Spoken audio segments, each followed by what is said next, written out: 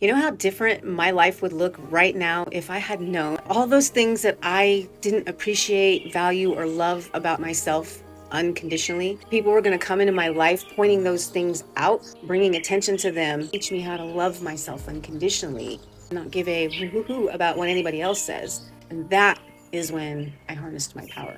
That is when my inner peace and joy just went because I was no longer seeking things outside of me. So if I had learned that a long time ago, I wouldn't have been in half the toxic relationships I was in, including the one with myself. Raise your hand. Welcome to my channel, This Way to Bliss, where I hike and explore and car camp in my hybrid SUV and heal through nature, one hop, skip, and step at a time. Hi, I'm Candace Shea Frazier. This is my story of growing through grief instead of giving up, resetting my nervous system, and breaking my addiction to chaos and confusion. Out here, I found the strength to keep going and the first sparks of balance, bliss, freedom, and fun after the fallout of divorce, loss, betrayal, and abandonment. I have so many adventures to share, so make sure you like, subscribe, and share with your friends. First, let's recap in last week's episode. I was having some thoughts with my thoughts, and I thought I'd share my thoughts. This is the sacred temple that we are in charge of, how we take care of it, maintain it while we're here having this human experience. There are many gateways that we can access to transcend the pain of our experience and turn it into purpose and journey of discovering who we are amidst all the noise. 1 year sober wasn't just about alcohol. It was about finally choosing myself and doing the inner work. That episode is linked above if you're interested. In this episode, we're going deeper. Not into fixing, not into forcing, but into learning how to meet ourselves right in the middle of it. You know how different my life would look right now if I had known that all those things that I didn't appreciate, value, or love about myself unconditionally, that people were going to come into my life pointing those things out, bringing attention to them to teach me how to love myself unconditionally and not give a woo-hoo-hoo about what anybody else says. And that is when I harnessed my power. That is when my inner peace and joy just went because I was no longer seeking things outside of me, and I was now seeing all of me. The messy hair, don't care, gray hair, wrinkles, whatever. I'm human. It's a gift to be alive every day. So if I had learned that a long time ago, I wouldn't have been in half the toxic relationships I was in, including the one with myself. Raise your hand. I need you to know that healing and accepting yourself does get easier, but you have to meet yourself in your own darkness. No one ever taught us how to meet ourselves here, in the messy middle. So we've learned to run, to numb, to cope. But what if this moment is where everything starts to change? If we believe it's possible and hold on for one more day, we can find our way, but only if we invest our energy, time, and attention on solutions, not our suffering, because that is not going to get us out of it. And we don't have to do it alone anymore.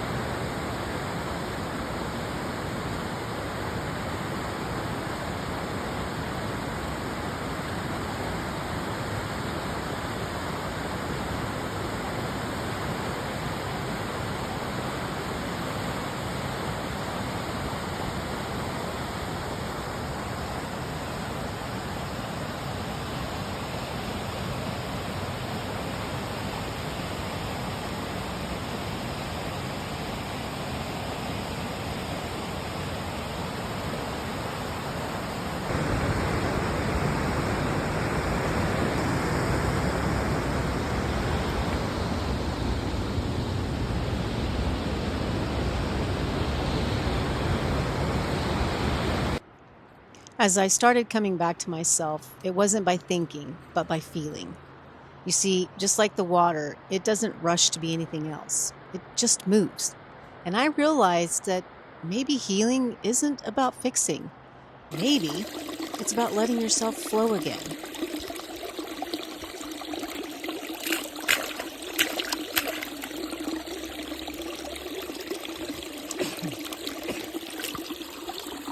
Oh.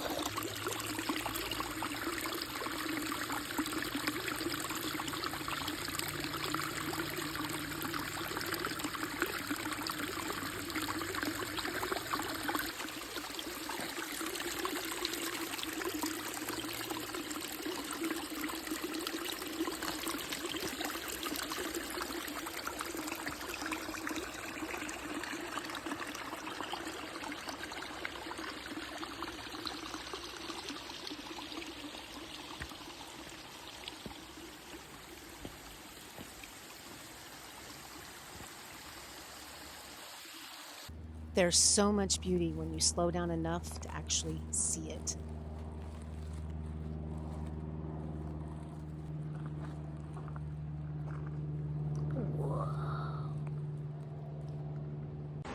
The destruction on this trail reminded me that I used to think something was wrong when the path didn't look the way I expected. But sometimes the path isn't gone, it's just changed. And you don't turn back, you find a new way through.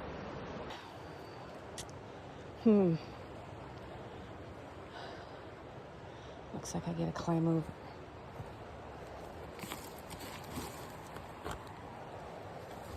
Ouch. We're just gonna do it like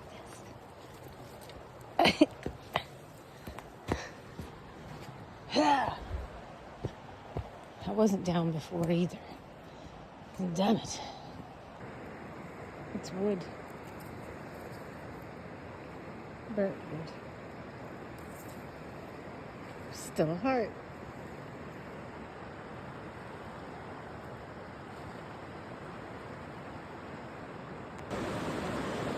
Rat roll, Ruby Roo.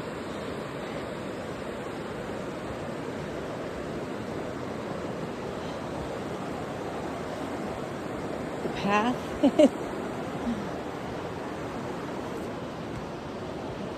Guess we made a new one.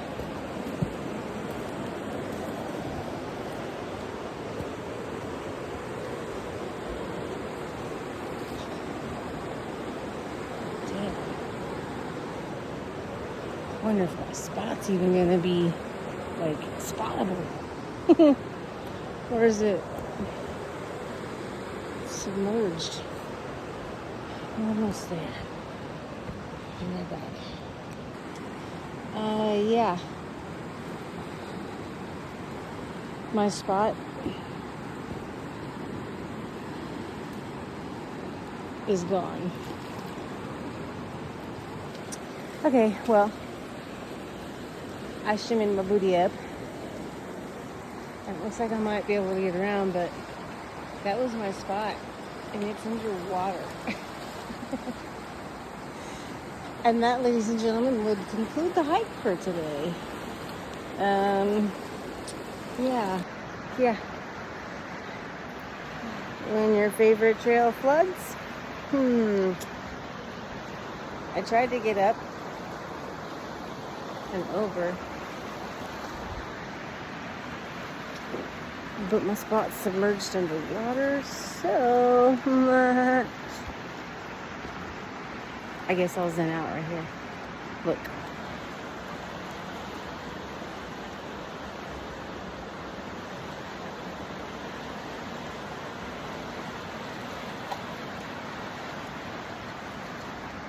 Because you know I love me some river time.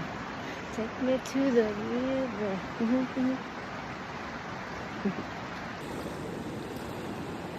Okay, well I made it. Sort of.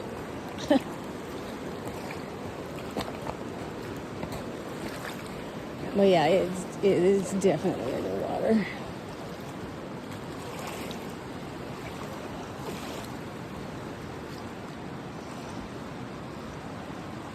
Because that's my tree area over there, I think.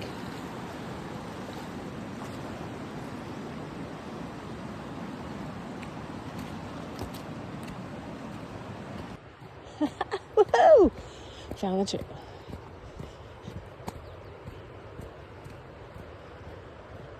But still, this is it over here. So, is it submerged? We'll know shortly.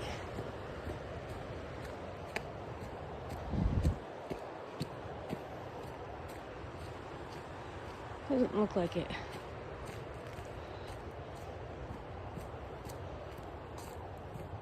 As I was walking, I noticed this yellow flower on the ground. This daffodil apparently is one of the first flowers to bloom even after the harshest seasons. A reminder that rebirth does not wait until you feel ready. It just begins. And hope shows up anyway.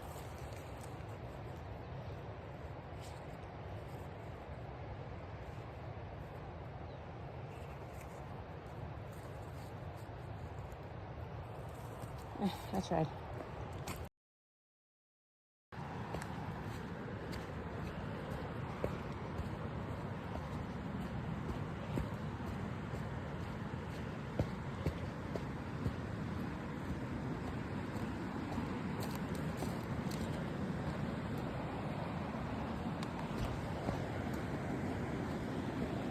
Yeah, it's in the water.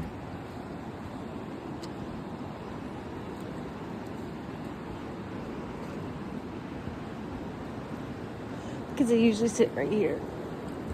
Or actually over there.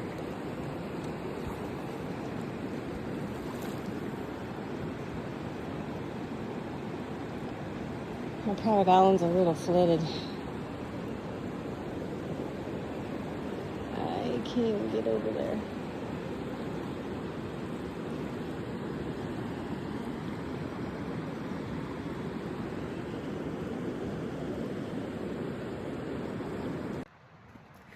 I had the best compliment today. Someone told me that I look a lot happier since they last saw me. They hadn't seen me since mid-January when my world, like, in my face. And I was dealing with a lot of grief and loss and rejection. Kind of like, it was a lot. Anyway, the reason I'm happier is because while I took needing everybody else out there and things and specific things to be in place now for me to be happy, this is part of me, my truth moving forth. All I needed was to be present in loving me and doing all the things I love in my right now and doing things that supported my success by taking care of myself to live well, which is live wow. So yeah, it's not a complicated formula. It is you plus you and heaping doses of self-care, which says I love you, which is basically self-love. So if you can start doing little things, they'll add up to a big shift. And it'll happen without you even having to remember how to be different, because you'll just be doing things that feel more aligned in your right now. And I've said that before. Do what's a hell yes right now. Right now. Like right now. And if it ain't those, or no, pass. And move along. And just know, you already got this. You see, it happens to be that it's never about fixing our life. It's about finally showing up for ourselves in that life. And if you had a difficult childhood like I did, where no one ever modeled that for you, so now you're having to learn it like me, and that's okay. Okay, let's talk about the goal of healthy, sober living. This ain't about dredge up all the painful stuff and punish you or any of that. It's let's find the ways to love you, all of you, because there's nothing wrong with you, period. Most likely, if you're dealing with wanting to be sober and you've got a substance issue, it's just a way of dealing and coping with your life, and that's okay. Grief and loss, especially if it's unexpected, and then if the love is unrequited, meaning you love someone or something and it's just not happening, well, that can throw a wrench in your self-care and your self-love game. I was once someone that was dealing with grief and loss and unrequited love and failure and rejection. Like, it was hard to get out of bed. It was really hard to get out of bed. Despite that heaviness, love still found me. Rocks. Gee. Is this rock, paper, scissors? So I let the cat sleep out of their room last night. This is what I wake up to. I guess they wanted to do art while I was asleep? Questioning that decision because they don't have hands. Kaya. And so instead of trying to think my way out of it, because that hadn't gotten me anywhere but stuck in the cycle, I started leaning in to my art to connect to my heart and create my way through that grief. And what comes out of this piece for me is that within the constraints of that darkness, there is infinite love within all of that chaos and confusion, but only when you turn inward and then look outward. That way we stop abandoning ourselves. And for me, this is what it looked like when I stopped abandoning myself. Messy, colorful, alive. Love showing up where there used to be pain. And I love art days with my granddaughter. You see, she doesn't question it, she just creates. No pressure, no perfection, just presence. That's the version of me I'm learning to come back to. For a long time, my world felt like survival and suffering. Heavy, chaotic, overwhelming. But even in that, there were pieces of me still trying to come back to life. And when I stopped judging what came out and just let it exist, that's when healing actually started. And as this piece illustrates, the blue is the inner child, and the green is the heart. And accessing them is when you get into wonder and play and fun time and art. And for me, road trips to nature with my kitty cats. After all that rain, we'd finally had blue skies, so we went off to explore. This was the cats' first time at the river, and I'm quite impressed at how courageous they were, considering how loud that river was. And I just want to say, just like these cats, our inner being, our inner child, our nervous system is very high alert and hypervigilant like them because we have been prey our whole lives. And learning how to tap into our predator or our presence is going to require a lot of courage and bravery. And it's going to require us to access our inner lioness, to get a higher perspective and find our better footing so we can journey the path fearlessly with a huge sense of wonder and wow. And hi, Future Candace here from April of 2026. These cats are awesome.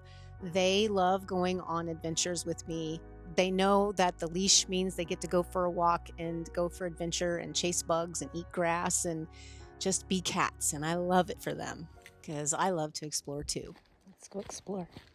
And up to this point, I had used to wait for life to feel different before I let myself feel better or if someone was with me. But I now know that this all works the other way around. It's when we learn how to lean into ourselves and our solitude, that's where we can really overcome our suffering. Because in that silence, that's where we can hear the messages from within calling us home to our inner citadel.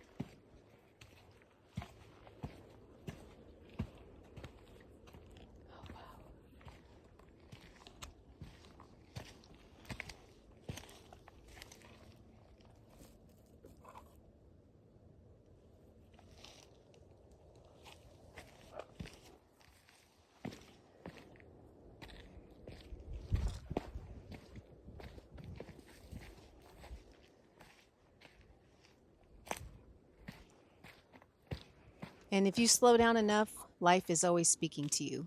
Listen to the wind.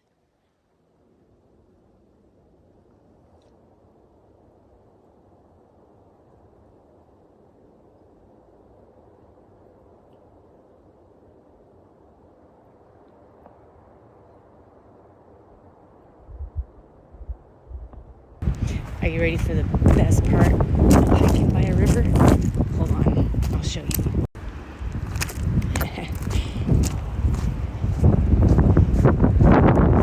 You get to come hang out by the river and you put your feet in the water and walk barefoot and get earthed and look at cool rocks and just wow. Where the river splits. Confident. It's a beautiful walk. Anyway, y'all have a great day. Many blessings to you. And remember, just take a breath, take a step back. Everything just works out. Everything is okay. Focus on that, because your world can be a whole shitstorm, but don't focus on it. Don't focus on it. I promise you that's not a good investment of your energy, time, and attention, because the ROI, or your return on investment, is more of the same shit. No. I gotta stop a second, because anyway, minding your ETA and knowing what you want for an ROI. Two biggest things I've learned in this adventure called human being. Anyway, peace out. Mwah. You don't need to have it all figured out. You just need to come back to yourself, one moment at a time. Let's keep it moment to moment, living on the edge of a dream. I'll wake you up in the morning with the sun coming over the east.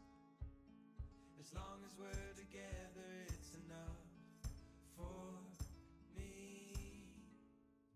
It doesn't matter where we Sending you love and light on your path to finding inner peace and self-love after loss. And on the next episode, we're going to go a little bit deeper, because once you start finding peace, you begin asking a different question. Is your life ineffable? And if you're wondering what ineffable means, it's something so beautiful, so deep, so felt that words can't fully explain it.